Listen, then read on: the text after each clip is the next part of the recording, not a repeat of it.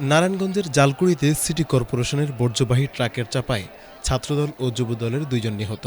Dhaka Narayanganj link রোডের জলকুড়ি এলাকায় Narayanganj city কর্পোরেশনের বর্জ্য বহনের ট্রাক চাপায় ২ মোটরসাইকেল চালক আরোহী নিহত হয়েছেন। তারা হলেন ফতুল্লা ইউনিয়ন ছাত্রদলের সাবেক সভাপতি আব্দুল কাদের জিলানী ও তার সঙ্গী কুতুবপুর ইউনিয়ন ৬ নং ওয়ার্ড যুবদলের প্রচার সম্পাদক মাসুম। সন্ধ্যায় জালকুড়ি বাসস্ট্যান্ড এলাকায় এ ঘটনা ঘটে।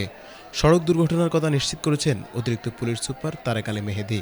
প্রত্যক্ষদর্শী বরাত দিয়ে পুলিশ জানিয়েছে, ওই ২ ছাত্রদল ও যুবদল নেতা মোটরসাইকেল যোগে নারায়ণগঞ্জ জেলা পরিষদ থেকে জালকুড়ির দিকে যাচ্ছিলেন। পথে ১০ পাইগামী সড়কের ঝুলপুট্রি এলাকায় পৌঁছানো মাত্রই নারায়ণগঞ্জ সিটি কর্পোরেশনের বর্জ্য ব্যবস্থাপনার কাজে নিয়োজিত একটি ট্রাকের সঙ্গে মোটরসাইকেলের সংঘর্ষে চাপা পড়ে ঘটনাস্থলেই ২ জনের মৃত্যু হয়।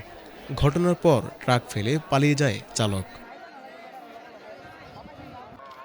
Desk report, ATN Bangla.